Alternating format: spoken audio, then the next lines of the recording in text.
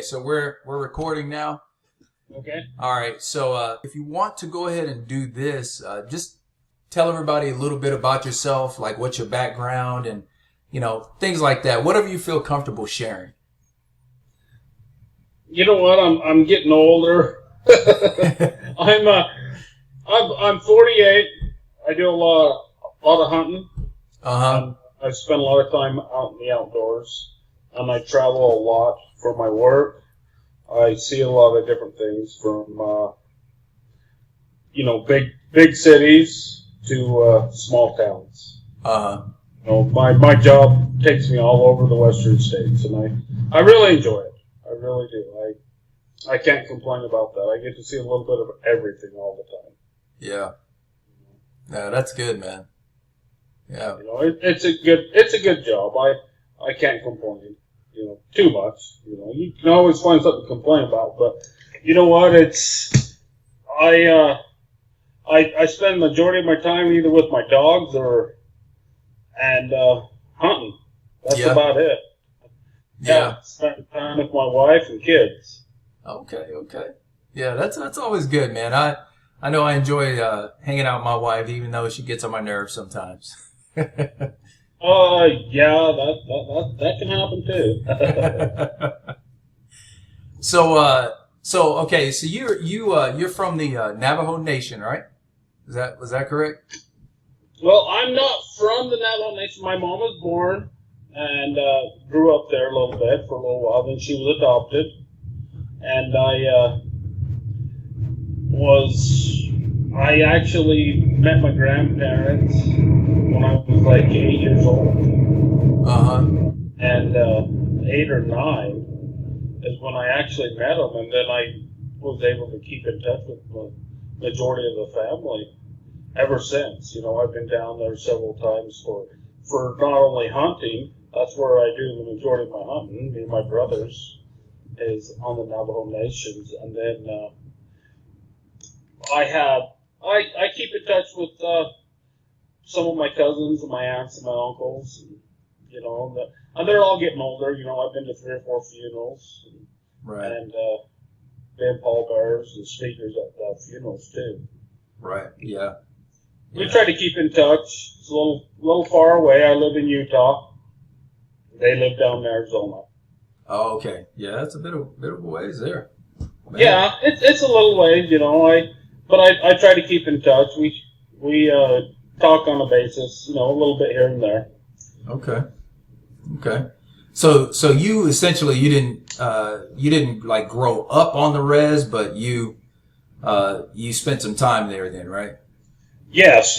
I've spent some time down there, but I didn't grow up there. And that's what's kind of weird about it is they don't share a lot down there. Right. Yeah. I've heard that.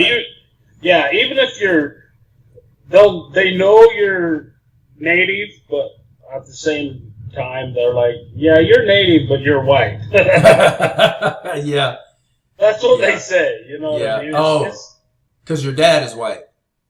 Yeah, my dad was white. Okay, yeah. So that's why they say it. Gotcha. Yeah, so it's kind of it's a sticky situation sometimes. They're a little offish with you sometimes. Yeah, and I've heard that. A lot of times, most people they really kind of treat as outsiders if you didn't really grow up there, and if you're not really, if your roots aren't really there. I've heard that. So yeah, and that's the problem you run into, Right. Okay. So okay. Well, we can go ahead and jump right into it, man. So I guess the first question is, where, like the things that you experienced, where were you when you experienced this?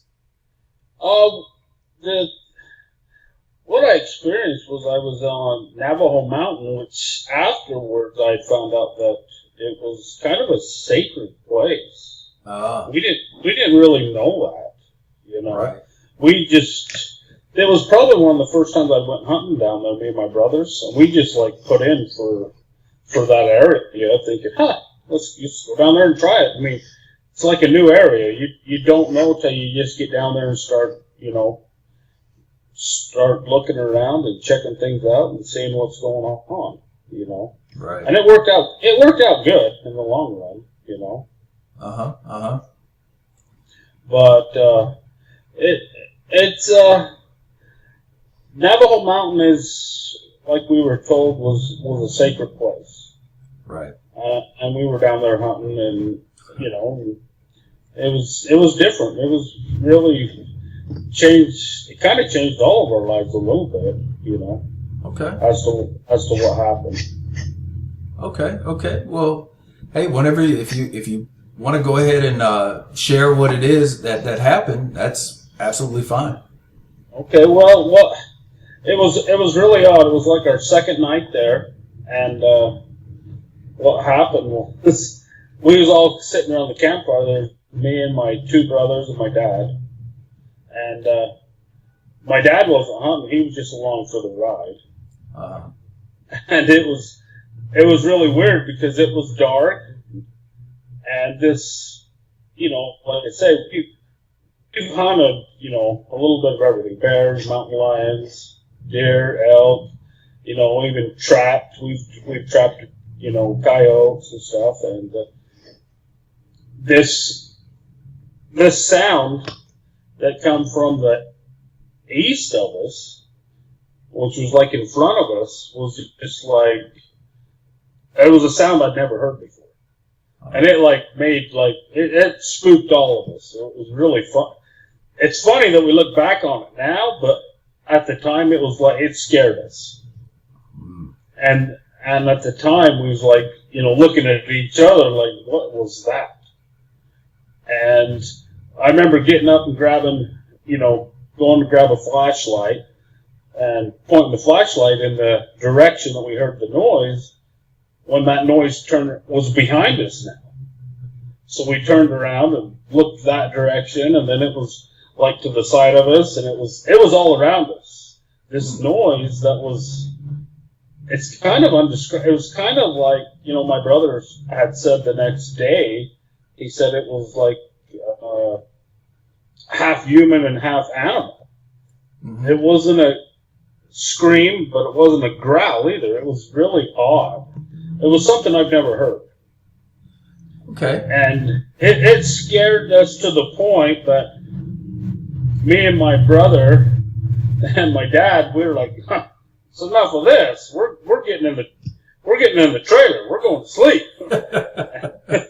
And I remember getting in the trailer and stuff, and my other brother, my younger brother just below me, he says, his name is Clint, but he says, I'm going to stay out here. That don't bother me any. And so we're like, okay, whatever. So we, shuffled into the trailer, and then we heard the sound again. And I remember, I think it was my dad opened the door and looked outside and looked at him, and he says, I'm coming. And he put out the fire, and he come right in the trailer, and we bedded down and pointed our guns at the door, and we're like, I don't know what the hell is outside. And that's the funny part is, you can laugh about it now, but at the time, it was really odd. Yeah. It was spooky. And so the next morning, we went ahead and decided to look around for tracks. Well, we found some very large, I would say, coyote or wolf tracks, very large tracks, like bigger than my hand. Oh, wow, man. I mean, you could put your fist inside of the palm. Oh, jeez. Inside the middle pad? Yeah, inside the middle pad. I mean, my God. If you put your hand out straight, it was huge. Oh, man.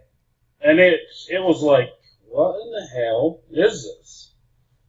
And, it didn't bother us or nothing. I mean, it scared us, but, it was kind of an odd deal. But we went hunting that day, and we'd met some hunters prior to that were locals. Uh-huh.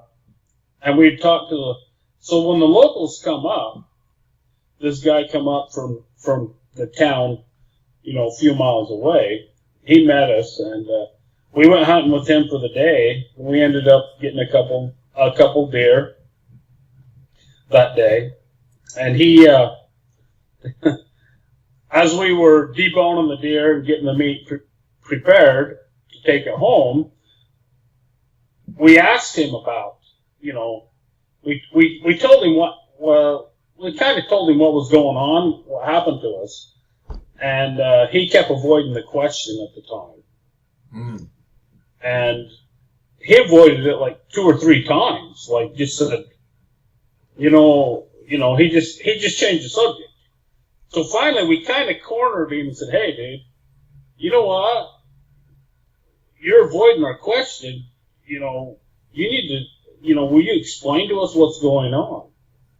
You know what's going on, because we've asked, and you're just avoiding it. So obviously you know something. And all that guy would say was, someday when you guys have been down here long enough, you come back and talk to me, and I can explain it right now. You guys just leave it alone. So you kind of broke up there for a second. He said, one day when you guys have been down there long enough, come back and talk to him? Yeah, he said that. He says, you know what, when you've been down here long enough and you understand our ways, come down and talk to me and I can explain it to you. But for right now, you just need to leave it alone. They didn't bother you. He didn't bother you. And you guys are all safe. And you know what? This happens around here. And he left it at that. He didn't want to explain nothing to us or talk to us about it or anything. It was really weird. Huh. So, you know what? What do you do? You go along with it and say, okay, well, you got a point there. So we left it at that. Okay. And since then, we've talked to other Navajos and family members and friends that we've got to know. And, it could have been a Skinwalker, it could have been a shift changer, which is basically the same thing, but nobody's really come out and told us. Right. So at this point, you know what? It's a good story for us to tell our kids and our grandkids. Right. We got scared to death. You know what? 4 grown men sitting in a trailer scared to death, Yeah. It's a good scary story. We usually tell them we're all out camping and stuff. Yeah. Okay. So you yourself, what do you actually think it was? Me, myself, I think it was from what I've learned and what I've talked to other people, I do believe it was a shift changer. Okay.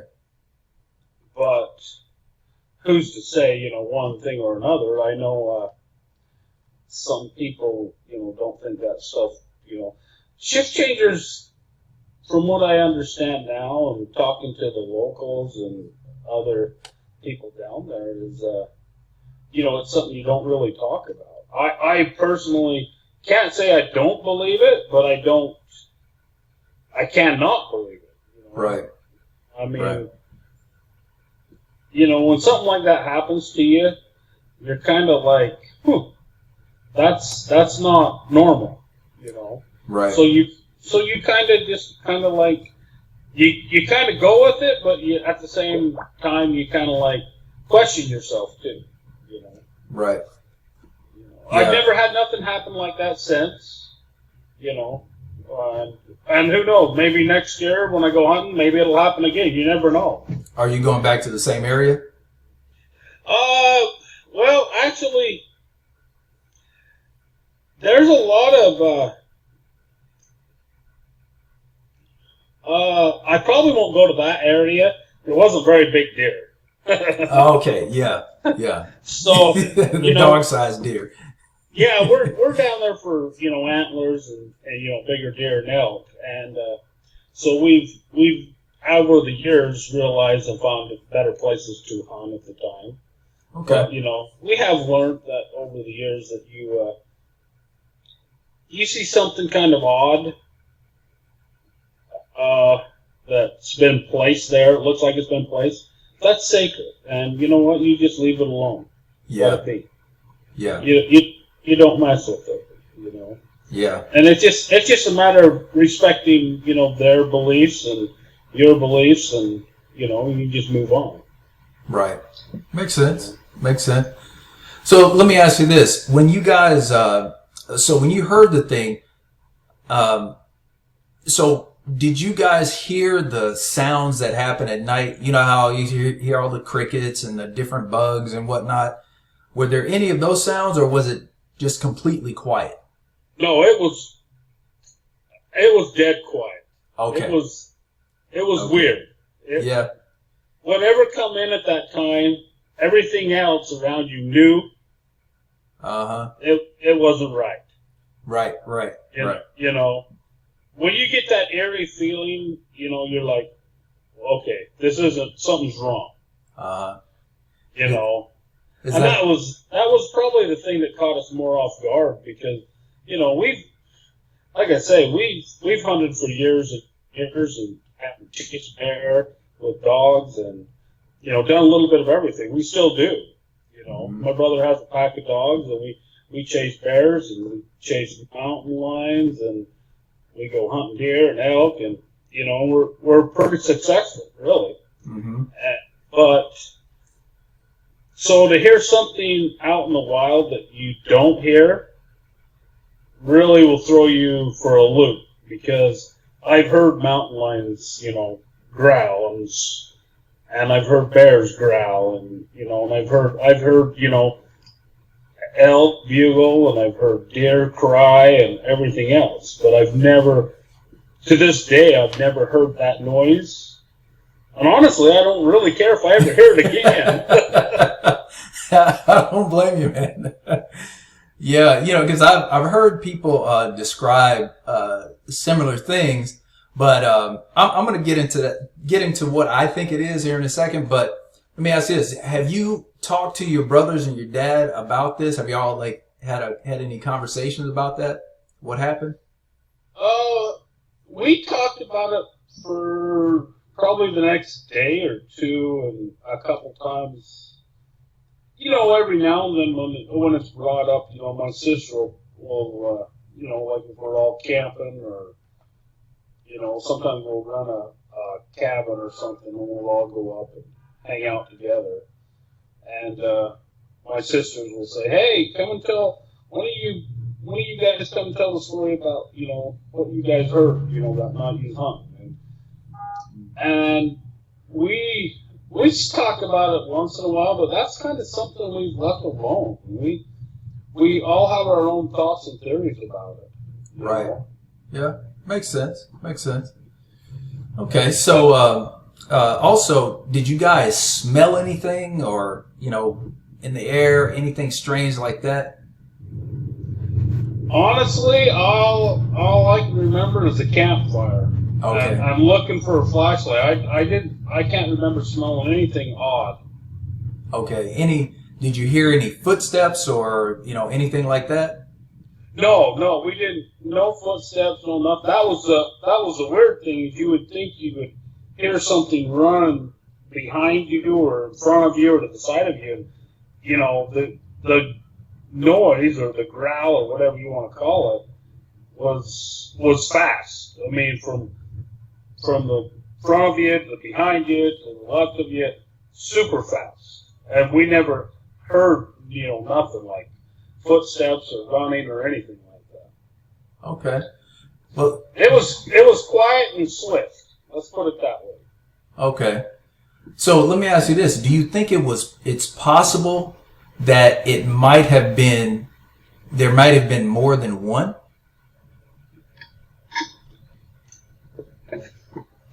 No. You don't think so? No, because the tracks that we found were only showing that there was one. Okay. You know, okay. I mean, when you do what we do, we can track.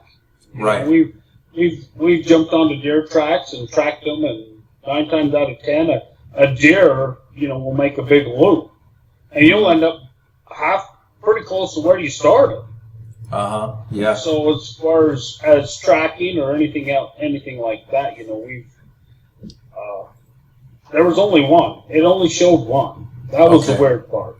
Okay, so you only saw tracks for one animal. Okay. Yeah. Okay. So, did it, like, once you guys went inside the camper, was there anything else? Did it bump on the walls or anything like that? Nope. We've never had anything. Nope. Nothing to that degree. I have heard some of the Navajos talk about, things that have, walked on their houses or trailers and stuff, but to us, it never happened. Okay. So now I'll tell you what, and we talked about this before, but so what it kind of sounds like to me, and it could very well be a Skinwalker, considering where you guys were and all of that. I was gonna try to find this soundbite of a Dogman, because I think it could have possibly, if it wasn't a Skinwalker, it could possibly have been, or a shapeshifter. It could have possibly been a Dogman, because the noise that they make, it's, a lot of people describe it as a scream, like a human scream, and kind of like a wolf howl, and something else mixed in there too. So I don't know. You never tell, because being on the Navajo, on Indian sacred land, it could very well, because I know that Skinwalkers are like witches, right? Well, yes. Nowadays they are kind of considered bad juju or whatever. Right. They say nowadays if you encounter a Skinwalker, it's not good. Right. They're up to no good. Back in the 1800s and stuff, a Skinwalker, from what I understand, was somebody blessed to kind of be able to change themselves to get food and stuff from the army, so they could take it back and feed the tribe. And be somewhere between then and now, it's kind of turned into a bad thing where only bad witches, because they do have medicine men, and like my aunt has told me that there's good medicine men and there's bad medicine men. And you have to be very careful who you go to, because the old timers know. But like if I went down there and wanted to have medicine man help me get over a sickness or an illness or some sort, that there is good and there's bad, and I have to do my research. So if I ever did that, I would probably go to my aunt and ask her who would I need to go to. Okay. So what I'm gonna try to do here is there is a site here that that they have Dogman howls, right? So what I'm going to do is I'm going to play one, and you tell me if it sounds anywhere near like what you heard. So there are actually 3 of them here, and I don't know which one exactly is the one I'm thinking about mainly, but I'm just going to play all 3, each one. So here's the first one. Okay. So there's some things we want to do. We want to straighten things out historically. Did you just hear that? What the fuck? What was that? I didn't hear nothing. Okay. Oh yeah, but you heard the video, the audio, right? That. No, I didn't. I didn't hear nothing. Okay. Try it again. All right. Let's see. Okay.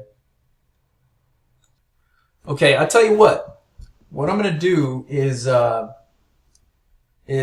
we'll use the phone. Okay. So let me do this. So I'll call you because I want you to hear this, man. This is really, really freaky.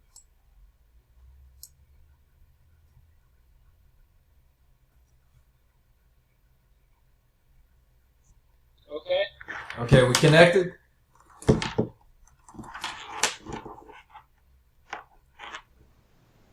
Okay, you can hear me on the phone, right?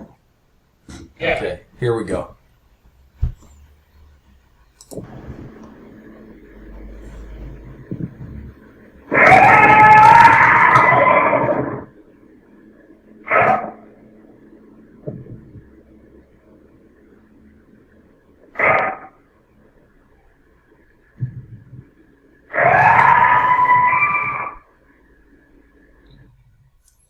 Could you hear that? Play it again? Play that again. Okay. Play that again. All right, here we go. Yeah.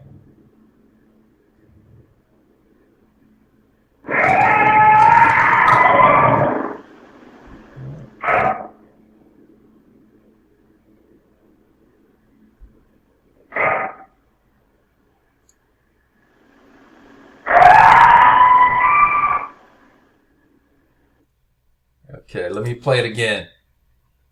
Yeah. So I think I had it going through my Bluetooth. Maybe it'll play better here. Okay, one more time.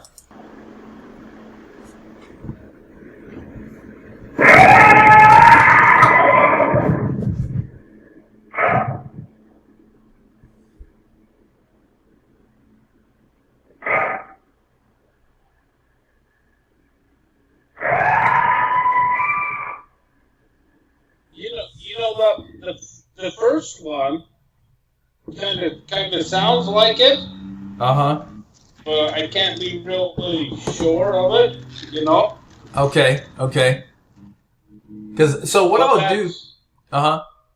Well, but you know, like you say, the weird thing was when the next day, we spent the night. The next day we was on our way home and we stopped at a restaurant and we ate dinner. We ate lunch.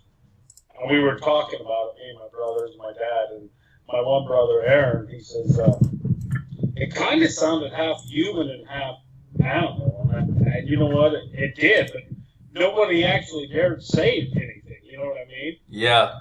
it throws you off. It does. When you hear something you're not sure what it is, it'll make you think twice. Absolutely. Absolutely, man. So, yeah. What I did, I sent you the link for it. So, okay. You can, and that actual, I'm going to send you the, this audio comes from the North American Dogman Project. Okay. They call it the NADP. These guys, pretty much, and I'm sending, this is the second link that I'm sending you. So that's for the website itself.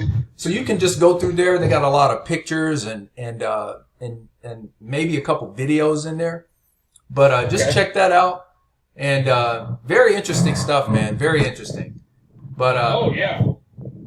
Yeah. So, you know what? If you spend a lot of time out in the outdoors, I'll tell you, and you hear something that's not normal, you kind of know it. Oh yeah. You do. You know it's like, whoa, what was that? Yeah. You know. Oh yeah. I mean, when I was younger, I spent a lot of time trapping with my grandfather. He used to trap for the government in Utah, and so there was times we trapped beaver, we trapped bobcats, coyotes, whatever, there was a problem out there years ago. And, so I learned a lot back when I was younger, Mm-hmm. and someday, hopefully I'll get back into it. We've got to provide for a family and kids and stuff. You don't have the time to do that kind of stuff. So. But I'm sure it'll all come back to me eventually. Yeah.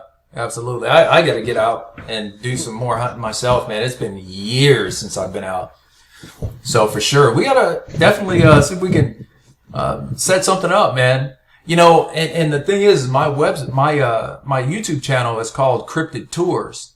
So I don't remember if I explained to you what I was planning on doing, but so essentially what I want to do is have a safe way to basically take people on a tour, basically looking for these, possibly, these cryptids, taking them in an area where they're known, and, it won't be us getting out of the vehicle.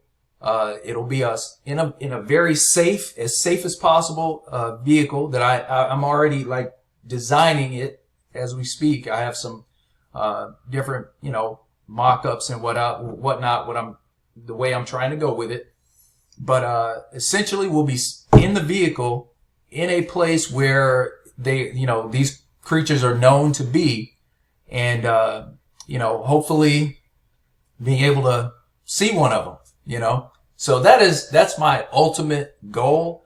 We'll see if it happens, but, for right now, that's what I'm thinking of going towards. Yeah, that's, I don't know if that's kind of a, what's really weird is, the odds of that happening could be good and bad. I mean, yeah, I think a lot of people can let their minds wander. Yeah. But at the same time, it's like, I know there's a lot of people I've met over my lifetime that you take them out in the woods and anything can happen to them. Yeah. But if you take somebody that has been in the woods, they're pretty wise. Yeah. But I think that could work, very much so. I've never really thought about that, Yeah. And actually the main reason why I even consider doing it this way inside a vehicle is because there are so many sightings that happen when people are in vehicles. Like, I would say, man, at least 60% of the sightings that I've heard, it's where people are in their vehicle and they see, they have one of these things walk across right across the road, or even, where they see it on the side of the road, they stop. Yeah. The thing will come up to the car and, especially Dogman, and try to open the doors. I mean, really? Yeah, man. Oh, yeah. See, I'm going to have to research this because, this has happened to me. Well, like my brother, I'll have to ask him, he might want to do, something with you. But, he got scared, Uh-huh. He's had another experience down there. Oh, really? And I'll have to ask him if he'd be interested in sharing it with you, Absolutely, man. Absolutely. That would be great. Because I know that's the only experience I've ever had, but I know my brother's told me of another experience he had. I'll see what he could do for that. Okay. Kind of tell him to maybe get a hold of you and he could share it with you and tell you the story, because, I don't want to, tell you what he told me. I mean, that's up to him. Yeah. That's fine. If he's willing to come on and he wants to share it, man, that would be absolutely wonderful. Yeah. Cause see, the thing is, like I said, the other thing is, the reason why I'm saying that I believe it was a Dogman is because, the track that you saw, I mean, that is absolutely spot on with what other people say, that the tracks that they see is like a big dog print, and it is huge, because typically their back legs, when they're walking around on their back legs, their back feet are huge, like bigger than depending on, the size of the Dogman, that back print can be huge. And that's what it sounds like, man. It sounds like it's, cause for a dog print to be that, like as big as your fist, the middle pad to be as big as your fist, That's a big dog. That's a huge dog. I mean, that's huge, man. It would have to be, 10, 12 feet tall. Yeah, that's a big dog. 'Cause I have two big dogs at home, around 120 pounds. Uh-huh. None of their paws are that big. Right. I have a Newfoundland, a black Newfoundland. Yeah, those are huge, man. Yeah, I have one that's almost 2 years old, and then I have a hound dog. Uh-huh. And he's huge. He's 120, 25 pounds. Oh man, And they're both a handful. I bet. But you know what? They're gentle giants. Yeah. I'll tell you what. None of their paws are that big. Right. I bet their paw is probably, the whole paw is smaller than your fist. Yeah, pretty much. Yeah. Yeah. And here you're saying the middle pad, that big pad in the center, is about the size of your fist for this other thing that you saw. Yeah. We was all amazed. We was like, is this a wolf? This is a big damn wolf. I mean, what the hell was that? Yeah. Well, let me ask you this too. Did you guys see that it was walking on all four, or just it was just like two-legged prints? We only found just spots. We never really saw where it was walking on all four. We just found a print here, and a print there, and a print here around our camp. Okay. Yeah. So, probably the ground wasn't too receptive of printing. So that happens, I'm sure. Yeah, man, that's huge. And then also another thing too is that, so they're known to move extremely fast and very quietly. Okay. So I have some theories about, what these things are. Like what my last video I put out, I kind of go into, what I know about their origin, but there's still a lot more, to it as well. So, but yeah, man. And again, I mean, you're more than welcome to come on. If you want to, come on with your brother, that would be absolutely great too, man. If you want to do that. I'll talk to him. I'll see him here in a couple of weeks. We're headed to an outing, baseball. His girls play softball, so we'll spend some time together here in a couple of weeks. Okay. I'll ask him, kind of tell him what's going on, and see if he's interested in it. Okay. I'm kind of sure he will. He likes to do that kind of stuff. Oh yeah, that's great, man. Yeah, he's full of shit. Okay. Hey, well, that's great, man. If he can, that is absolutely great. So yeah, he'd be interested in it. I mean, it's still something in the back of our minds all the time, I think. Right. Yeah. As I mentioned too, I've had a few strange occurrences as well. And once, what's funny is that once you kind of come to the realization of what it could have been, it makes it, I don't know, it just makes it mean a lot more. You know what I mean? Yeah. It makes you understand that, there's more to this world than what we even believe that there is. Oh, yeah. Absolutely, man. Absolutely. And I'll tell you something. I mean, I don't care what color you are or what religion you're in or anything else. There's some things out there that are not explainable. Absolutely. I mean? Absolutely. Yep. It's a lot harder than you think, once you've been encountered, I mean, I don't know. I know, like, the Navajo people themselves are kind of superstitious. Right. Kind of, I mean, I don't know if that's the right word to use, but I kind of catch myself being a little more superstitious than most people. Right. Yeah.